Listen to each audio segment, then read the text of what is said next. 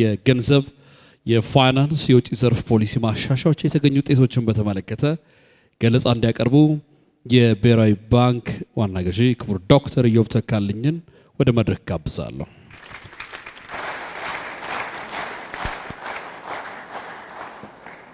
ክቡር ጠቅላይ ሚኒስትር፣ ክቡራትና ክቡራን፣ በዋነኛነት የማክሮ ማሻሻያ ጉዳዮች ላይ አተኩርና በተለይ ግን የገንዘብ ፖሊሲ፣ የውጭ ምንዛሪ ፖሊሲ እና የፋይናንስ ዘርፍ ላይ ያሉ ማሻሻያ ጉዳዮች ላይ አተኩር ያቀርባለው።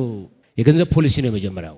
እንደተነሳው የዋጋ ግሽበት አንዱ ሲሪየስ የኢትዮጵያ ኢኮኖሚ ችግር ሆኖ ቆይቶ ነበር። ይሄንን ግን በተናበበ መልኩ ተቋማት ሚናቸውን አውቀው ተናበው መስራት ሲገባቸው ባለ መስራቱ ምክንያት ችግር እየሆነ የቆየ ነበር። 30% ያክል የደረሰ የዋጋ ግሽበት ነበር። በማሻሻያው ብሔራዊ ባንክ የተረጋጋ የዋጋ ሁኔታን ማስፈን ዋና ተልዕኮው እንዲሆን ተደርጎ ተቀርጾ የገንዘብ ፖሊሲውን የማዘመን በርካታ ስራዎች ሰርቷል። ከዚህ ውስጥ አንዱ የገንዘብ ፖሊሲ ኮሚቴ ማቋቋም፣ በየ3 ወሩ አጠቃላይ የኢኮኖሚ ሁኔታውን እያነበበ አዳዲስ የፖሊሲ ሀሳብ የሚያመነጭ አደረጃጀት መፍጠር፣ ብሔራዊ ባንክ የብሔራዊ ባንክ ተመን የምንለውን የሴንትራል ባንክ ፖሊሲ ሬት ኢንትሮዲዩስ አድርጎ በግርድፉ ሳይሆን በዘመነ መልኩ በእውቀት በተመራ መልኩ የገንዘብ ፖሊሲውን የመብራት ስራ ሲሰራ ቆይቷል። እንዲሁም በጣም ዘመናዊ የሆኑ የገንዘብ ግብይት ስርዓቶችን ሴንትራል ባንኩ ገንዘብ ሲበዛ የሚሰበስብበት፣ ሲያንስ ወደ ኢኮኖሚ የሚያስገባበት፣ ባንኮች እርስ በርስ የሚገያዩበት ስርዓት ተዘርግቷል። በውጭ ምንዛሪ ማሻሻያ ረገድ እንደምታውቁት ያሰለቸን አንድ ቶኪንግ ፖይንት ቢኖር የኢትዮጵያን ኢኮኖሚ ይገልጽ የነበረው የውጭ ምንዛሪ እጥረት ነው። ኢንቨስተር በሰበሰብን ቁጥር ስለዚህ ጉዳይ ነበር የሚወራው። ይሄን የቀየረ ፈንዳመንታሊ አዲስ ስርዓት ነው ይሄ ሪፎርም የዘረጋው። 50 ዓመት የቆየ አስቸጋሪ ስርዓት። ይሄ ስርዓት እይታውን ፈንዳመንታሊ ቀይሮ የውጭ ምንዛሪ ገበያው በገበያ የሚመራ ዋጋ በገዢውና በሻጩ ፍላጎትና አቅርቦት የሚለካ እንዲሆን ያደረገ፣ በባንኮች ብቻ ታጥሮ የነበረውን የውጭ ምንዛሪ አቅርቦት ለፎሬክስ ቢሮዎች የከፈተ፣ እንዲሁም በዘመነ መልኩ ፌሞስ የምንለው ስርዓት አለን። በአጠቃላይ በኢኮኖሚ ውስጥ ያለው የውጭ ምንዛሪ መግዛትና የመሸጥ ስርዓቱ በየቀኑ እንዲታይ ያደረገ አዲስ አሰራር የዘረጋ ማሻሻያ ነው የነበረው። የፋይናንስ ዘርፍ ማሻሻያው የፋይናንስ ዘርፉ የተረጋጋ አካታችና ጤናማ እንዲሆን ያደረገ ነው። ባንኮችም ራሳቸውን በማሳደግ እርስ በርስ ደግሞ በመስራት ለውድድር ዝግጁ እንዲሆኑ አዲስ ምዕራፍ የከፈተ የፋይናንስ ዘርፍ ማሻሻያ የሰራ። በአጠቃላይ የባንኪንግ ስርዓቱ በምናይበት ጊዜ በአሁኑ ወቅት የፋይናንስ ዘርፋችን ጤናማ፣ በቂ ካፒታል ያለው ትርፋማ ዘርፍ ሆኖ ነው ያለው። ይሄ በሪፎርሙ የተገኘ ትልቅ ውጤት ነው። ሌላኛው ኢምፖርታንት ሪፎርም ተቋማዊ ሪፎርም ነው። ይሄን ሁሉ የማክሮ ማሻሻያ እንዴት ይሸከማል ብሔራዊ ባንክ በራሱ ሪፎርም ካልተደረገ? ስለዚህ ከዓለም አቀፍ አቻ ተቋማት ጋር መወዳደር የሚችል የሚገዳደር፣ በሰው ኃይሉም በቴክኖሎጂ ቁመናውም ጠንካራ የሆነ ተቋም የመገንባት ስራ ብሔራዊ ባንኩንም በአዲስ መልኩ የወለደ የሪፎርም ስራ እይታውን ራሱ የቀየረ ማሻሻያ ስራ ነው የሰራው። እነዚህ ሪፎርሞች ምን አስገኙ የሚለውን ለማንሳት መጀመሪያ ማንሳት የምፈልገው የዋጋ ግሽበት ሁኔታ ነው።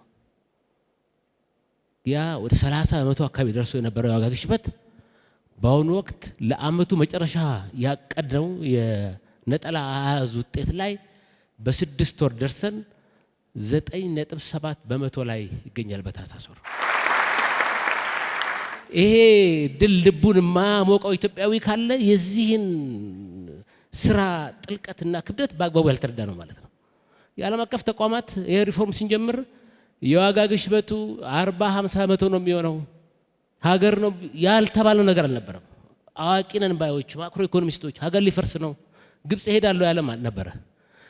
ይሄ ሁሉ ግን የማክሮ ማሻሻያው በአግባቡ ተነቦ ተቋማት አንድ ላይ ሆነው ስለሰሩ ዛሬ እጅግ የሚያስደምም ውጤት ማግኘት ይችላል። እንዲሁ አንዳንድ ቁጥር ላሳያችሁ። ቅድም ያልኩት የዘመነ የገንዘብ ፖሊሲ ለምሳሌ ብሔራዊ ባንኩ የገንዘብ ፍሰትን የሚቆጣጠርበት ኦፕን ማርኬት ኦፕሬሽን ባለፈው 1 ዓመት ተኩል አካባቢ ከ1.1 ትሪሊዮን በላይ ነው ትራንዛክት ያደረገው። ገንዘብ ሲበዛ ይሰበስባል፣ ሲያንስ ለኢኮኖሚ ይሰጣል። ባንኮች ራሳቸው ከሲኦቹ የሰማሁት ነው የምነግራችሁ። መበደር ፈልገን አፍረን መደወል እንቸገር ነበር። ዛሬ ግን ዘመናዊ ገበያ ስለመጣ ገበያ ላይ የተረፈው ለገበያ ያቀርባል፣ ያነሰው ይገዛል። 1.39 ትሪሊዮን አካባቢ መሸጥና መግዛት ችለዋል በዚህ አንድ ዓመት ብቻ። አጠቃላይ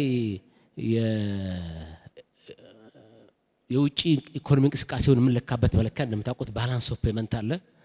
የኢትዮጵያ ባላንስ ኦፍ ፔመንት ለመጀመሪያ ጊዜ ፖዚቲቭ የሆነበት ሪፎርም ነው። ይሄ ማለት ወደ ሀገር ውስጥ ያስገባ ነው ወደ ሀገር ውስጥ ካስወጣ ነው ይበልጣል ማለት ነው። 32.8 ቢሊዮን አካባቢ ነው አምና ወደ ሀገር ውስጥ መፍሰስ የቻለው። ኢቭን ከረንት አካውንት የምንለው የውጭና የሸቀጦችና የአገልግሎት ንግድ ገቢና ወጪ ንግድ ማለት ነው።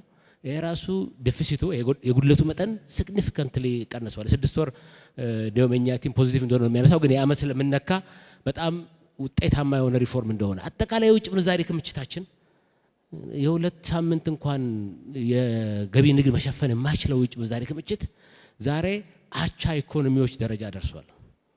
ኮምፎርታብሊ እንደ አንድ ብሔራዊ ባንክ ገዢ ይሄን ቁጥር ሳይ እሰይ የምልበት ቁጥር ላይ ያደረሰን ሲግኒፊካንት የሆነ ሪሊ ሀገር በችግር ጊዜ የምትጠቀምበት ክምችት ማለት ነው። ሪዘርቭ አቅማችን በከፍተኛ ሁኔታ ነው ያደገው። የትዩ ገበያና የፎርማል ገበያው የምንዛሬ ልዩነትም እንደምታውቁት 100% አካባቢ የነበረው አሁን ወደ 12-13% አካባቢ ዝቅ ያለበት ሁኔታ መጥቷል። ፋይናንስ ዘርፉ ላይ ለምሳሌ የተቀማጭ ገንዘብ በ440% ነው ያደገው ከ2011 እስከ 2018 ባለው ጊዜ 440%። 840 ቢሊዮን አካባቢ የነበረው ወደ 3.7 ትሪሊዮን አድርጓል። በሪፎርሙ ሪባላንስ እናደርጋለን። የግሉ ዘርፍ የኢትዮጵያ ኢኮኖሚ ሞተር ይሆናል ለተባለው በተከታታይ ላለፉት 6-7 ዓመታት ለግሉ ዘርፍ የሚቀርበው ብድር 70-80% እንዲሆን ተደርጓል። ኢቭን ባንኮቻችን ካፒታላይዝድ ሆኖ የቆዩም ቢሆን በዓለም አቀፍ መለኪያ ግን ወደ ኋላ ያቀሩ ነበር። ባለፈው አንድ ወር ተግባራዊ ያደረግነው አዲሱ የካፒታል ብቃት መመሪያ የካፒታል ብቃቱን ከ8% ወደ 11% ከፍ ያደርጋል። ይሄ ብቻ አይደለም ግን የቤዝል ዋን የምንለው በባንክ አሰራር ውስጥ ይሄ ዋናው መመሪያው ነው፣ አሰራሩ ነው። እኛ ቤዝል ዋን ላይ ቆይተን ነበር የነበርነው። አሁን ወደ ቤዝል 2 እና 3 ዓለም ወደ ደረሰበት ደረጃ መጥተናል ማለት ነው። እንደ በቀላሉ ለማስረዳት በፊት የነበረው አሰራር ባንኮቻችን ያበደሩትን የብድር ስጋቷን ብቻ ነበር በካፒታል ሬሽዮ የሚጠበቁት።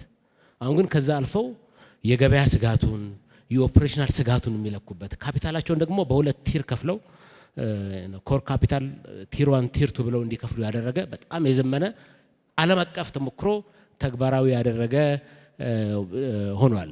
የባንኩን ጤና ማለት የምንለካው በኤንፒኤል ሬሽዮ ብቻ ሳይሆን ተገልጋዩን እንዴት እያስተናገደ ነው። አሁን አዲስ አወቃቀር አለን። ይሄኛው አዲሱ አወቃቀር ባንኮችን ሱፐርቫይዝ የሚያደርግበት አንዱ መለኪያ ለደንበኞች የሚሰጡትም አገልግሎት የሚሆን አሰራር ነው። ሌሎቹን ወደዚህ አልገባም። ዲጂታል ይሄ ሪሊ በኢትዮጵያ ኢኮኖሚ ውስጥ መሰረታዊ አብዮት የሚለውን ቃል ስለማንወድ እንጂ ያመጣፍ ወሳኝ የሆነ ማሻሻያ ነው።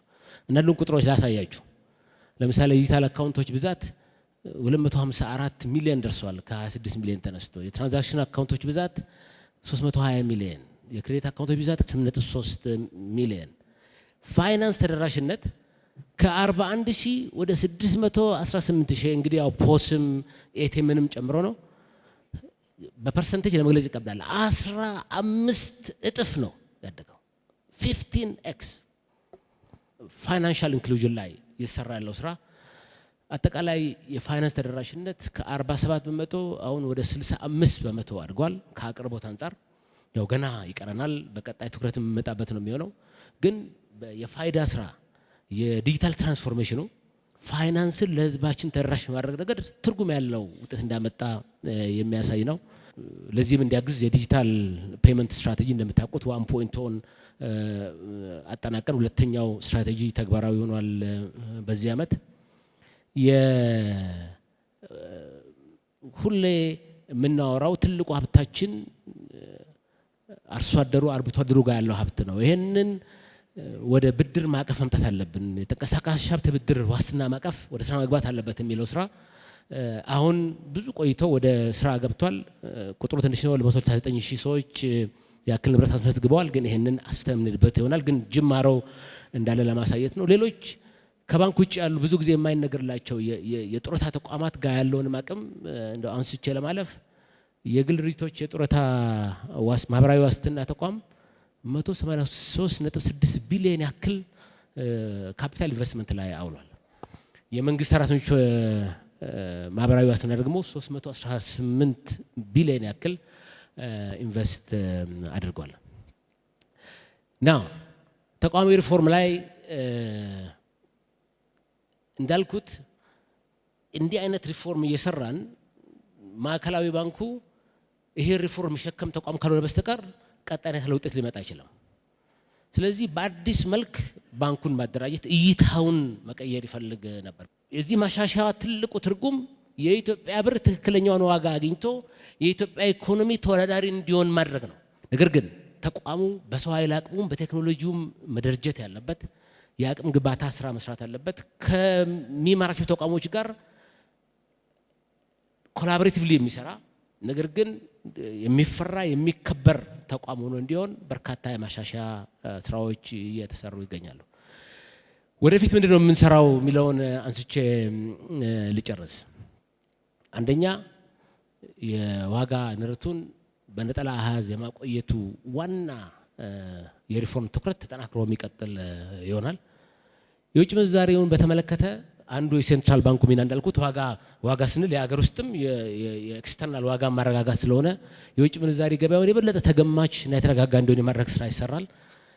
አሁን የሚቀሩ ነገሮች አሉ። ክቡር ጠቅላይ ሚኒስትር ከረንት አካውንቱንም ለቀን ቢሆን ማይንድሴቱ የሴንትራል ባንኩም የባንከሮቹም የግሉም ዘርፍ ያንን የሚፈታ ማሻሻያዎች እያደረግን ነው። በሚቀጥሉት ሳምንታት ውስጥ ተግባራዊ የሚደረግ ለምሳሌ ስታርታፕ አንድ ወጣት አዲስ ሀሳብ አመንጭቶ እውቀቱን ሽጦ ያገኘውን ገንዘብ ኡጋንዳ ወይም ኬንያ እንዲያስቀምጥ እዚህ ካስቀመጠ መጠቀም አትችልም የሚል አይነት እይታ ነው አለ። እነዚህን ፈንዳመንታሊ የሚቀይር አሰራር ኮንፊደንስ የሚፈጥር ባለሀብቱ ሀብቱን ማስገባት ማስወጣት መጠቀም የሚያስችለው ተጨማሪ ማሻሻያዎች እየሰራን የውጭ ምንዛሬው የበለጠ እንዲረጋጋና ኢንፋክት በእኛ ግምገማ የውጭ ምንዛሬው አሁን ሊትል ቢት ኦቨር ፕራይስድ ነው፣ አፕሪሼት ማድረግ አለበት። ለዚህ አቅደን ነው በአመቱ ውስጥ እየሰራን ያለ ነው።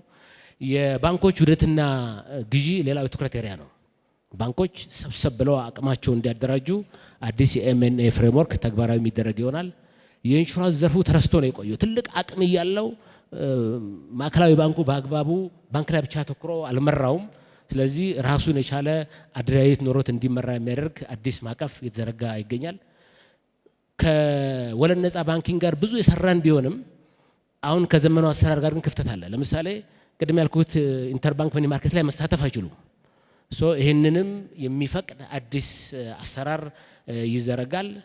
የማዕከላዊ ባንክ ዲጂታል ገንዘብ እንደሚታወቀው ዓለም ዲጂታል ሆኗል። የማዕከላዊ ባንክ ዲጂታል ገንዘብ ዓለም ላይ ዋና ቱል እየሆነ መጥቷል። ይህንን እያጠናን ነው። ጥናቱን አጠናቆ ወደ መተግበር የሚገባ ይሆናል።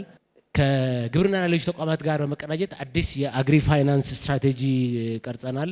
ይሄ አዲስ የአግሪ ፋይናንስ ስትራቴጂ ግብርና ትልቅ የልማት አቅሙን እንዲወጣ በተለየ ሁኔታ ግብርናን እንዴት እንደግፍ የሚለውን የሚያሳይ ነው። እንዲሁም ኤስኤምኢ ስታርታፕ ላይ የክሬዲት ጋራንቲ ስኪም ኢንትሮዲዩስ እናደርጋለን።